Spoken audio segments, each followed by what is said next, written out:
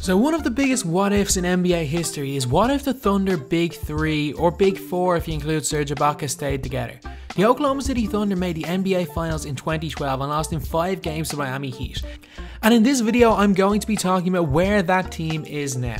I'm only going to be talking about the 12 players that saw action in the final, not the entire roster. So anyway, now let's get on to the players. First off, a point guard for that Oklahoma team was Russell Westbrook. Russell Westbrook was 23 at the time and averaged 27 points per game in the NBA Finals. Since then, Russell Westbrook has averaged over 20 points every season, and last season won the MVP and was the second player in NBA history to average a triple-double and also set the triple-double record. At the 2 for that team was THABO SEFOLOSHA. Even though SEFOLOSHA did play a lot more minutes than the 6th man, who was also a shooting guard, SEFOLOSHA was starting on that team for defensive reasons. SEFOLOSHA averaged only 4.6 points per game in those NBA Finals, and for the next 2 seasons remained as a starter for the Oklahoma City Thunder. When he went to the Atlanta Hawks in 2015, he lost his starting role and only got it back for a little bit this season after Kyle Korver went away. Last season was his best season in a while, averaging 7.2 points per game for the Atlanta Hawks and starting 42 of the 62 games for them. At the 3 we have got the best player on that Oklahoma team, and it's Kevin Durant. Kevin Durant averaged 30.6 points per game in those NBA Finals. 2 seasons after that, he was the league MVP, averaging 32 points per game. That team with Kevin Durant, when he won MVP, actually was the best team in the NBA while Russell Westbrook was injured. And when Westbrook came back, they actually got worse, which is crazy considering Russell Westbrook was MVP this year.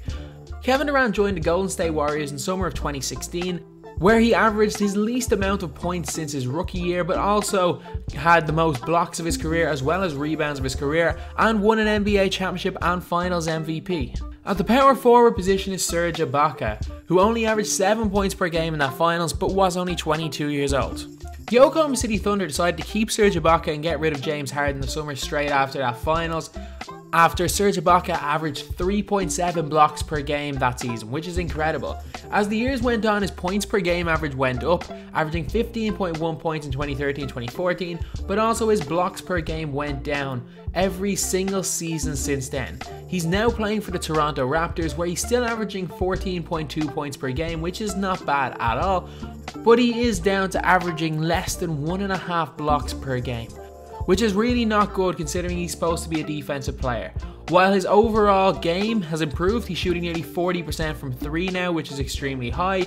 His defensive game has deteriorated, and the thing he was once the best in the league at, blocking shots, is now just seems to be an afterthought for Ibaka. And at the 5 we've got KENDRICK Perkins, who they acquired from the Boston Celtics in 2011. KENDRICK Perkins was a champion with the Celtics, but couldn't win a ring with the Oklahoma City Thunder. He averaged 4.8 points per game in them finals. KENDRICK Perkins remained the starting center for the Thunder until the 14-15 season, where Steven Adams ended up taking over that role as starting center.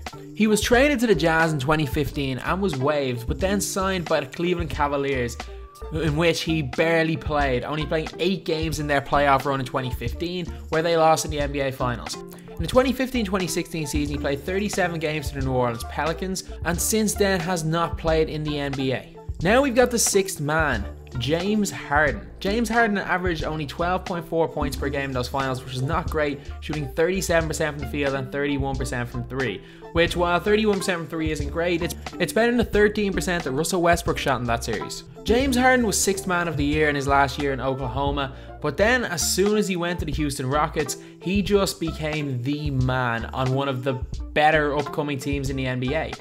His first season he averaged 25.9 points, and last season he actually averaged a career high of 29.1 points, as well as 11.2 assists per game, in which he led the NBA, which is incredible. A guy who was known for scoring and not really his distributing, a guy who was thought of as a bit of a selfish player, led the league in assists in Mike D'Antoni's system. But James Harden has been runner-up for MVP twice, and I would not be surprised to see James Harden win an MVP in the future, and he's cemented himself as, without doubt, a top 2-3 shooting guard in the game, and arguably the best shooting guard in basketball. If only the Oklahoma City Thunder could have kept him and not traded him away for Kevin Martin and Steven Adams.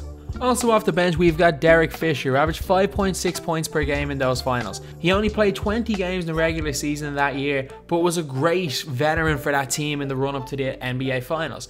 He then went to the Dallas Mavericks, where he only played 9 games, then played another 2 seasons for the Oklahoma City Thunder, averaging 4.1 and 5.2 points per game. Since retiring from the NBA, Derek Fisher has gotten into a bit of drama with former teammate Matt Barnes, which I'm not going to be going over in this video. You can look it up yourself. But in June 10, 2014, he was hired as the New York Knicks head coach on a 5-year deal for $25 million. He was the second choice after Steve Kerr. How different everything could have been if Steve Kerr was coaching the New York Knicks during that time. Fisher planned to use the triangle offense, which he did learn under Phil Jackson. The Knicks ended that season with the worst record in franchise history, with 17 wins and 65 losses. They also did get the unicorn Kristaps Porzingis, and then started off the next season on a 22-22 record. Then they lost 9 of their next 10 games, and he was fired on the 8th of February 2016. Next, we have got one of the 2 players still playing for the Oklahoma City Thunder, Nick Collison. Nick Collison was drafted by the Seattle Supersonics and played his entire career for the same franchise. I can guarantee you that he will not play for another NBA team, and he was just recently signed this year to a 1-year minimum salary deal. As the years have gone on, his production has declined, last year at playing only 20 games and averaging 1.7 points per game, and didn't play a single minute of the playoffs. Nick Collison is with the Thunder squad as a veteran presence, and I would not be surprised to see him working with the coaching staff when he retires, which will probably be at the end of this season. Next, we've got Royal Ivey, who only played in 1 game in the NBA Finals that year. After that season, he went to the Philadelphia 76ers, where he averaged 3.2 points per game in the 2012-2013 season.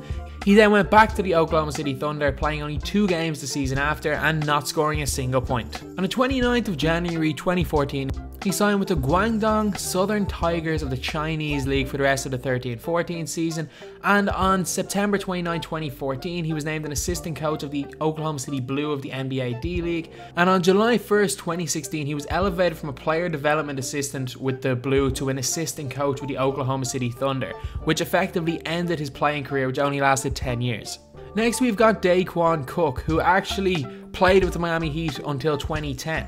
Daquan Cook played another year in the NBA for the Houston Rockets and the Chicago Bulls, averaging barely over 3 points per game, and after that he decided to go overseas to play. He signed his first contract with the Ukrainian Super League team, a team in Kiev. I'm not even going to attempt to pronounce their name, and he was also playing in EuroLeague that year.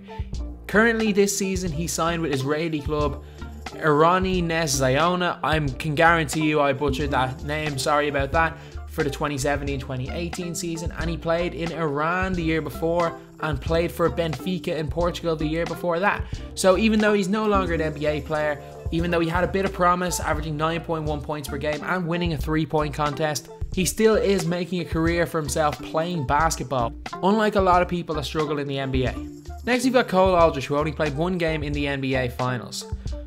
Since leaving the Oklahoma City Thunder in 2012, Cole Aldrich has played for the Rockets, the Kings, the Knicks, the Clippers, and the Minnesota Timberwolves. Even though he did only average 5.5 points per game and 4.8 rebounds per game for the Clippers, the Minnesota Timberwolves decided to give him a 3-year, $22 million contract in 2016.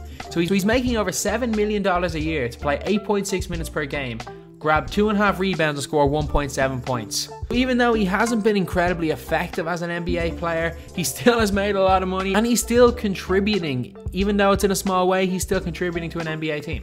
Last up, we've got LAZAR Hayward, who after leaving the Oklahoma City Thunder after that season only played 4 more games as an NBA player. He had a few stints in the D-League with the Los Angeles Defenders and the Long Island Nets, and in February of this year he signed with Guaro Stellara of the LPB, which is the top league in Venezuela. So anyway, that's the video. This is where all of the 2012 Oklahoma City Thunder team are now.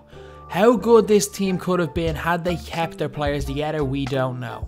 We don't know if James Harden would have ever become James Harden. Maybe all 3 of them needed to lead their own teams. Kevin Durant has a ring and an MVP. Russell Westbrook has an MVP. James Harden could have easily won an MVP last year, and I'm not entirely sure what he won in 2015. Was it Player of the Year? Something along those lines he won, which is still a really big achievement, considering he was a 6th man on this team.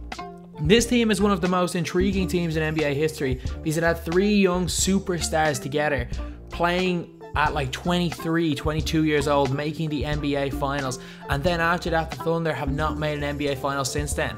This team could have been a dynasty, but some moves in the front office and just some bad luck with injuries, especially the next year, just meant that it didn't happen. This team never again reached the finals, and the only person who's won a ring since then is Kevin Durant, who needed to jump ship to the Golden State Warriors to do that. So anyway, that's the video. Thanks for watching. Please like, comment, and subscribe.